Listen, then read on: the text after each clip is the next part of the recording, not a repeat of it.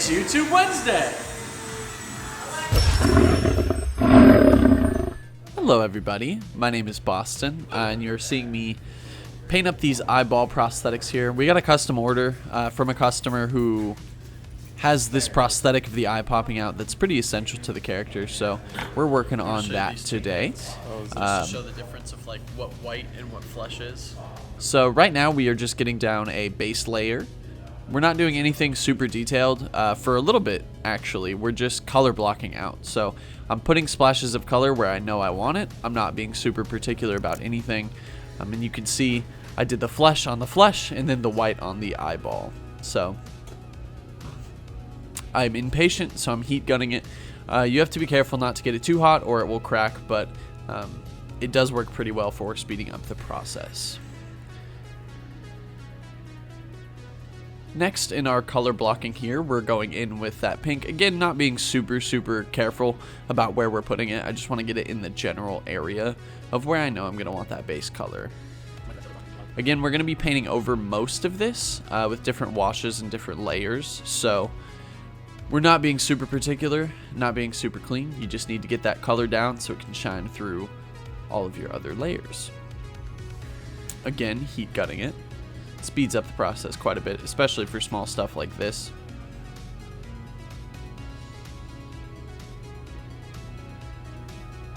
Alright, now we're starting one of our first of many detail layers. I made a wash with a little bit of water and some of the brown paint there. So again, we're going to be real sloppy with this. Get it into all the crevices, really slam it around. We kind of just want dirt and grunge across all of this piece, so I put it around all of it. And then you can see we're just tenderizing it like a good steak here. Just kind of lifts off that top color and leaves some paint down in the crevices. Don't actually taste your paint. It does not taste very good. But again, here we go. We're doing another layer. Going in a little bit heavier. You can see I added a little bit more paint in this time, just so it was a little bit of a deeper layer. I'm going to heat gun that for a little bit just to give it some time to dry and then patting it off again. So that kind of gives us two layers to get down in those deep crevices, but also, you know, leave a nice wash over the entire thing. Get some grunge going. Now we are going in. After our washes, we kind of made everything dirty, but we really want this eyeball to stand out and look very white and shiny. So we're going back in with our pure white and kind of giving that eyeball a little bit of a touch up because we don't want that to be as dirty.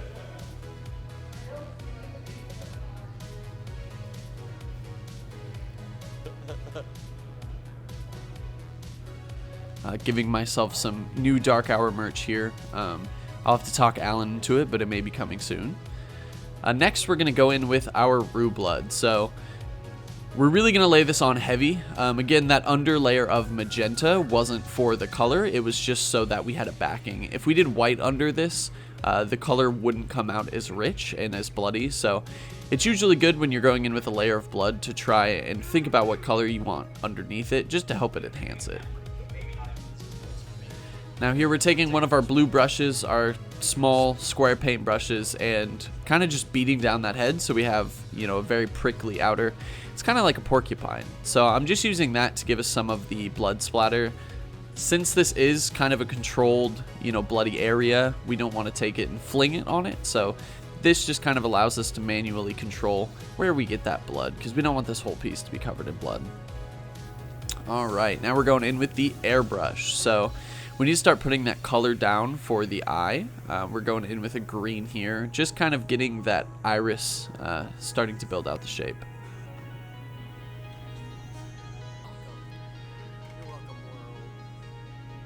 Remember to clean your airbrush thoroughly between colors. It really helps when you are switching colors because we don't want this to look muddy. We are trying to add some definition. It is important to clean out your cup and get all of it out before you switch to the next. So we're adding in some of those details of the eye, the lines that kind of go in towards the center, towards the pupil, just adding in a lot of that detail.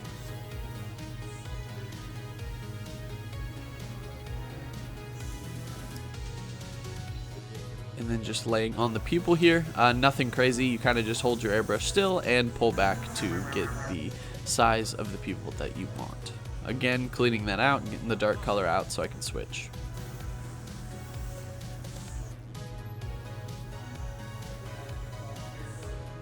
Now we're going in with even more red on top of our blood. This will kind of help bring up that brighter color in certain areas, and obviously on the eyeball with the actual veining, we didn't want to do that in blood, so you get in there with a nice detail airbrush and it looks good. But again, just popping some color into areas where I want it so it doesn't look so flat.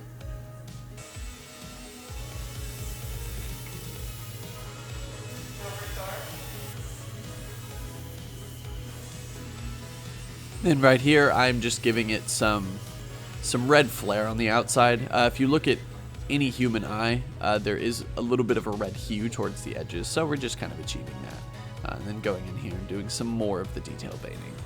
All of the airbrushing is being done with Pinata alcohol inks. And again, I'm going back with one of those blue brushes, but what I've done is I've taken a couple of the strands and set them off to the side, so that way I can get just a couple of those fibers to get white paint on. I'm just doing some highlighting on the eye just to give it more definition, so it doesn't look completely just like a green circle. Do we have a reference for what color that eye should be on that prosthetic? Oh no. So is there a different color that I should do? Well, her eyes are brown. Okay. Whose eyes are brown? The actor. Cool. Here we are getting some interference. I just kind of picked a color that looked good and did not know there was a reference for it, so we figured out that the customer's eye was brown, so, you know, mistakes are a part of the process. That's why we're showing you. The nice thing about the alcohol inks is if you put them on top of latex paint, you can just use alcohol to rub it off. So that's what I did. I just rubbed it off with some alcohol and then touched up the white a little bit, so it was back to that nice crystal white that we started with. And then just switching colors here, going in with a brown. It's pretty much going to be the same process as with the green. It's just taking the brown, doing the same actions as the green. Eyes are pretty standard, at least the way I do them. They all kind of look the same. So again, just going in with that detail white over the brown eyes.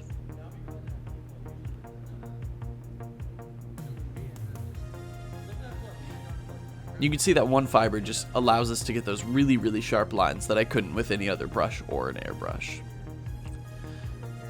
Now we want these to be very glossy, especially on the eyeball piece, to kind of differentiate it from the skin. So we're doing some 5-minute epoxy, mixing both parts together, and then we're just going to slather that on to make it look nice and wet and sticky, just like it freshly popped out of the eye socket.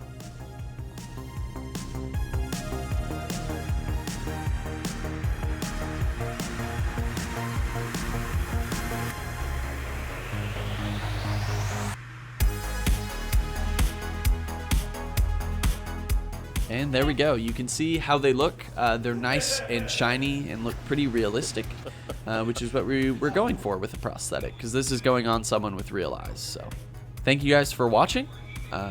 This has been Boston with Stope B Studios. Go make stuff! Special thank you to all our continuous and new supporters on Patreon. We appreciate each and every one of you very much. Shout out to Dan and Mike Krzyzanowski. If you would like to support our channel, head on over to our Patreon. Link in the description below. All our supporters have access to more behind-the-scenes moments that are not available anywhere else. As always, make sure you subscribe and go make stuff.